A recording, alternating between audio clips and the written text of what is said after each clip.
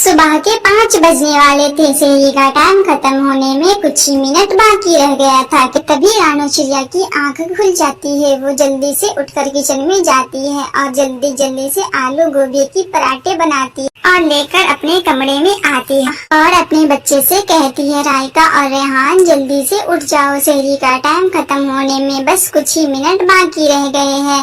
जल्दी से उठकर फटाफट आप सब सहरी कर ले वरना सहरी का टाइम खत्म हो जाएगा। फिर रायका और रेहान भी जल्दी से उठकर सहरी करने लगते हैं। सबके सब सहरी कर लेते हैं। तभी मस्जिद से ऐलान की आवाज आती है, बच्चियों सहरी का टाइम खत्म हो गया है। अब आप लोग बिल्कुल भी कुछ ना खाएं और पिए, नहीं तो आपका रोजा नहीं होगा। मम्मा आपने अच्छा किया जो टाइम पे उठकर आपने पराठे भी बना लिए और हम सबने अच्छे से सहरी भी कर लिया। आज तो हम सहरी भी नहीं कर पाते।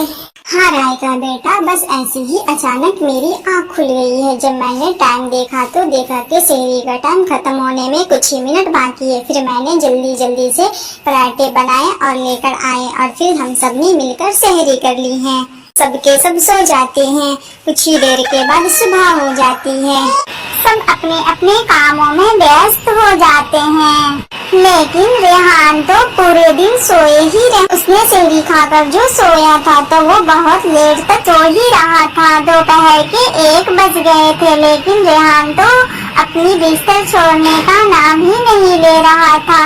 रेहान भैया आप उठकर बाहर चलिए, इस तरह भी कोई रोजा रहता है क्या? देखिए जंगल के सारे पक्षी अपने अपने कामों में व्यस्त हैं, सब अपना काम कर रहे हैं, लेकिन आपने सहरी खाकर सोया है तो अभी तक बिस्तर में ही पड़े हुए हैं। ऐसा रोजा कौन रहता है? जो रोजा रहे तो पूरा दिन सोकर ही रहता है। हाँ मेरी बहन, मुझे बहुत तेज भूख और प्यास लगी है। मुझे तो बिस्तर से उठा भी नहीं जा रहा है, इसीलिए मैं बाहर नहीं निकल रहा हूँ। ठीक है भाई, फिर आप सोए, मैं तो जा रही हूँ बाहर अपने सहेलियों के साथ खेलने। ऐसा बोलकर रायका बाहर चली जाती है। तब रेहान को लगता है कि घर में कोई भी नहीं है। वो जल्दी से उठकर किचन में जाता है। किचन में सारे बर्तन खाली पड़े हुए थे। फिर उन्हें फल दिखाई देता है। रेहान जैसे ही फल खाने के लिए फल के पास जाता है, तभी रानो चिड़िया भी आ जाती है।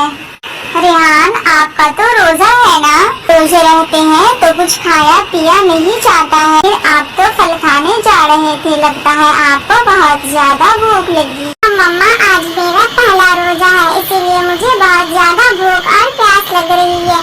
कोई नहीं रेहान, जाकर आप सो जाओ, जब इफ्तार का टाइम होगा तो हम आपको उठा देंगे।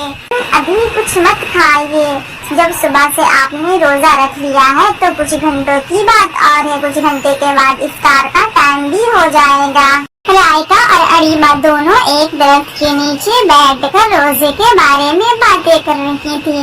रायका, क्या आपको पता है रोजा रखने के बाद बुरे कामों से बचना चाहिए, झूठ बिल्कुल भी नहीं बोलना चाहिए और न ही किसी को गाली देना चाहिए और न ही हम किसी दूसरे पक्षी को परेशान कर सकते हैं। रोजा रखने के बाद सिर्फ खाने पीने से रोकने का नाम रोजा नहीं है। रोजा रखने के बाद बुरी चीजों से बचना होता है और रोजा रखने के साथ साथ हमें नमाज भी पढ़नी चाहिए। जी बिल्कुल सही फरमाया आपने, सिर्फ खाने और पीने से रुकने का नाम रोजा नहीं है। रोजा रखने के बाद हमें मोबाइल का भी कम इस्तेमाल करना चाहिए, उनमें मूवीज और सॉन्ग वगैरह भी नहीं सुनना चाहिए, उससे भी हमारा रोजा नहीं होता है और अल्लाह ताला हमसे नाराज होता है।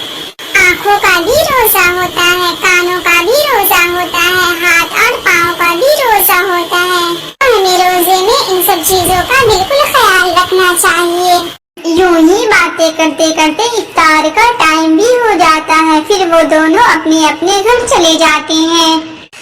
सब खाना खाकर अपने घोंसले में सो जाते हैं। फिर सहरी का टाइम भी हो जाता है। रानो चिड़िया उठ जाती है और अपने दोनों बच्चों को सोए हुए ही छोड़ देती है, क्योंकि उनके घर में इतना खाना नहीं था कि वो खुद भी खा सके और अपने दोनों बच्चों को भी सहरी खिला सके। इसीलिए रानो चिड़िया खुद ही सहरी कर लेती है और रायका और रेहान दोनों को सोए हुए ही रहने देती हैं। तभी रायका की आंखें खुल जाती है। वो अपनी मम्मा को खाते हुए देख लेती है। वो उठकर बैठ जाती है और अपने मामा से कहती है, मामा आज आपने मुझे सेहरी करने के लिए क्यों नहीं उठाया है? आप खुद सेहरी कर रही हैं और मुझे नहीं उठाई है सेहरी करने के लिए। रायका अभी आप छोटी हो, जब बड़ी होंगी तो फिर आप रोजा रखना। आपने पहला रोजा रख लिया है ना। छोटे बच्चों पे रोजे फर्ज नहीं है, बड़े लोगों पे रोजे फर्ज हैं। और अभी आप और आपके भाई रेहान अगर रोजा नहीं भी रहे तो आप दोनों को गुनाह नहीं होगा, क्योंकि आप दोनों अभी छोटे हैं, आप पे रोजा फर्ज नहीं है। मम्मा जब रायका रोजा रखेंगी तो मैं उनको दिखाकर ढेर सारी आइसक्रीम और चॉकलेट खाया करूँगा। रेहान जब रायका बड़ी होकर रोजा रखेंगी और रायका पे रोजा फर्ज होगा तो आप पे भी रोजा फर्ज होगा और आपको भी रोजे रखने पड़ेंगे। मम्मा भाई को लगता है कि ये मुझे चीजें आइसक्रीम दिखा दिखा कर खाएंगे। मैं इनके आइसक्रीम और चॉकलेट देकर अपने रोजे को तोड़ दूंगी, इसीलिए भाई ने ऐसा कहा है। लेकिन भाई को तो पता ही नहीं है, हम दोनों साथ साथ ही रोजा रखेंगे। रायका और रेहान बहुत बातें हो गई, अब आप दोनों सो जाइए, मैं नमाज पढ़ के सोऊंगी।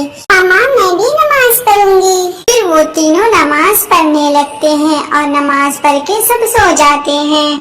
अगली सुबह सुबह होते ही रानू चिड़िया फल की तलाश में जंगल की तरफ निकल जाती है और जंगल के हर चप्पे चप्पे और कोने कोने में फल तलाश करती है, लेकिन उन्हें कहीं भी कोई फल नहीं मिलता है।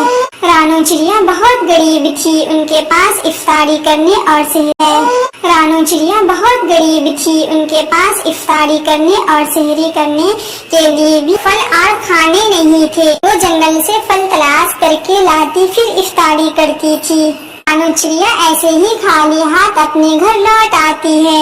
रानू चिड़िया के घरों में एक दिन पहले का खाना पड़ा हुआ था, उसी खाने से वो अपना इफ्तार करके रोजा खोल लेती हैं और फिर सब सो जाते हैं। अगले दिन फिर रानू चिड़िया फल की तलाश में जंगल में निकलती है, लेकिन उन्हें कहीं भी कोई फल नहीं मिलता है। उन्हें एक सूखी रोटियां मिलती है, वो रोटी लेकर वो अपने घर वापस लौट आती है।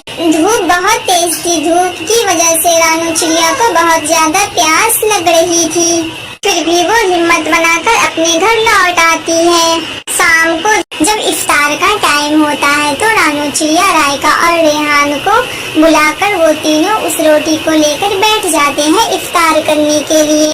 मम्मा ये क्या, कल भी आपने एक दिन पहले के खाना से इफ्तार किया था और आज भी आपने ये सूखी रोटियां लाई हैं। मैं तो बिल्कुल भी सूखी रोटियां नहीं खाऊंगी, मुझे तो ताजे और मीठे फल चाहिए। रमजान में सब कोई ताजे मीठे फल खाते हैं और तरह तरह की चीजें खाते हैं और सब पकौड़े भजिया कस्टर्ड दही बड़ा खाते हैं। हमारे नसीब में बस रूखी सूखी रोटियां और सिर्फ चंद चावल के दाने ही रहते हैं। रोज रोज तो हम इसी से इफ्तार करते हैं। रायका और रेहान बेटा पता है आपको कि हम गरीब पक्षी, हमारे पास इतने पैसे नहीं है कि हम फल खरीद कर ला सके और भजिया पकौड़े भी खरीद सके। रायका और रेहान हम गरीब पक्षी के नसीब में रोज फल और भजिए पकौड़े कहाँ से आएंगे? मेरे बच्चे, मुझे भी बहुत बुरा लगता है कि मैं पूरे दिन रोजे रहती हूँ और शाम को इफ्तार में मुझे ये सूखे दाने खाने को पड़ते हैं। मेरे बच्चे, अगर आपके पापा होते तो फिर हम भी इफ्तारी में फ्रूट फल और तरह तरह की भजिए पकौड़े खाते हैं। रायका और रेहान, दुनिया में हर पक्षी एक जैसे नहीं होते हैं, कोई गरीब होता है तो कोई अमीर होता है, लेकिन बेटा दिन रात सबके बराबर ही गुजरते हैं। मगर फर्क ये होता है कि अमीर अच्छे खाना खाते हैं और अच्छे कपड़े पहनकर रहते हैं और हम गरीब पक्षियाँ मेहनत और मजदूरी करके खाते हैं। दिन और रात तो बराबर ही दोनों के कटते हैं। बेटा, हमारे पास जो भी जितना है हम उसी में खुश रहें, इसी का नाम जिंदगी है। तो बच्चों, कैसी लगी आपको ये कहानी?